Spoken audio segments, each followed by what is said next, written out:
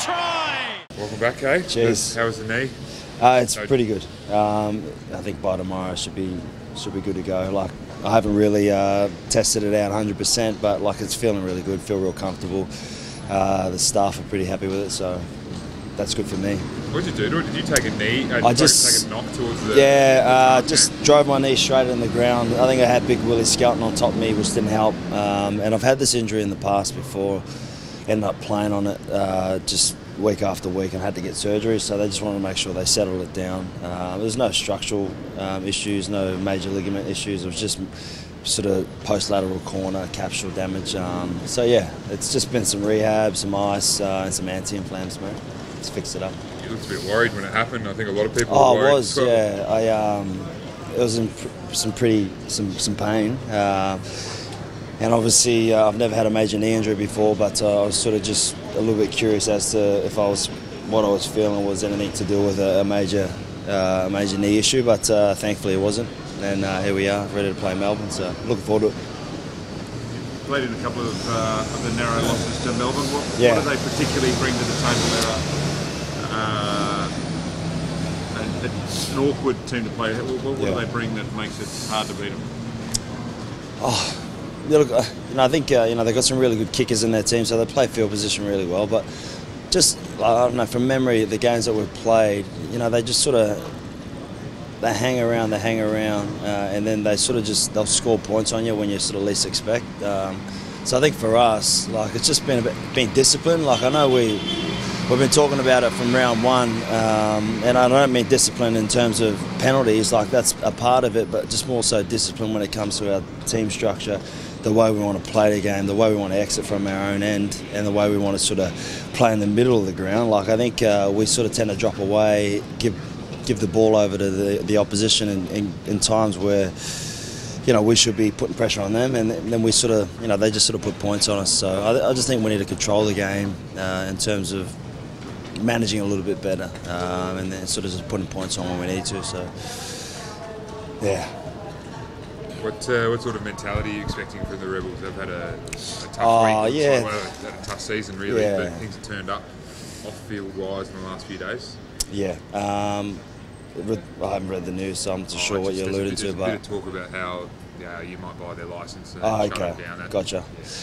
Yeah. I mean, back to footy, I think they've probably had a pretty similar season to us, where there've been a lot of disappointment. But I think they're going to be pretty feisty tomorrow.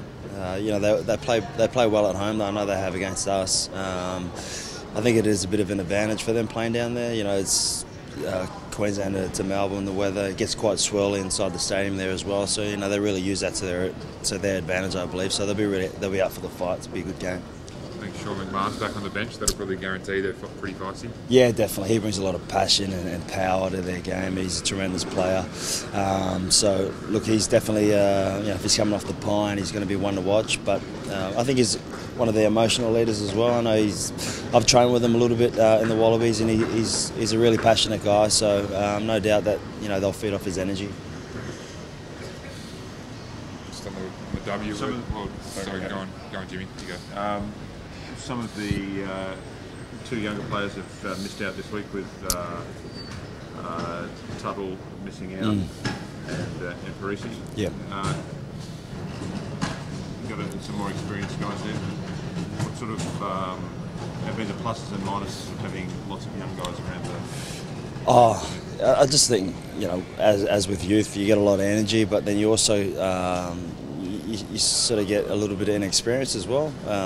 That's just the way it is. That's the way I was when I was young. And I think you see it consistently with young guys coming to the team, full of energy. They play well, and then sometimes they just drop off a little bit. But the selection, that's a coach's job. As players, we just want to go out there, put our best foot forward, no matter who's playing there, and just try and get a win. So I think that the team that's been selected, obviously, Stylesy believes that's the best team to get the job done this weekend. Have you seen anything different in Nick Frisby the last week or two? Has he up a little bit? Look, I've seen a different Nick probably over the last month. He probably hasn't been getting the starting job, which he'd love to have, but his energy around training has been fantastic. He's been obviously in a bit of a tough spot this year for the majority of the start of the year, but as I said, over the last month, I've really seen a change in his attitude and just the way he's been going about his football. So I look forward to, seeing him run around at the base of the ruck tomorrow night. And mate, what did you make of the talk the last few days about how Waratahs or ARU or someone should really go after Cooper Cronk, given he's moving to Sydney next year? You might have an interesting perspective on that sort of chat. He's obviously a great player, but he is. Takes a while to get your head around the game though when you change over. Yeah, sure does. And I think he's a tremendous player. Like, I'm not too sure. Mum told me about that last night, and my ears pricked up because I've played with Cooper before. I understand how great he is in rugby league. But yeah, it does for me. Like, I played a different position at Cooper. I play outside back majority of the times, and he'd probably be midfield, like a 10 role. If he's going to do a straight swap from his position and halves from the Storm to a Tars jersey, but I think that's a different game. Like, just the way I speak to Quade and the way he sees the game, it's totally a lot different. The way he talks about footy compared to, say, what Lockie used to talk about. So even though it's it's the same kind of football, it's you tackle, you pass backwards, all those type of things.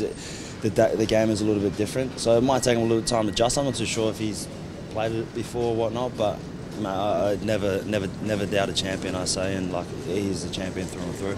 But a little bit unrealistic when you consider the 10 role and its intricacies. Maybe, like, if he's going to swap through into that. I'm not going to say unrealistic, because I think anything is possible if you put your mind to it. But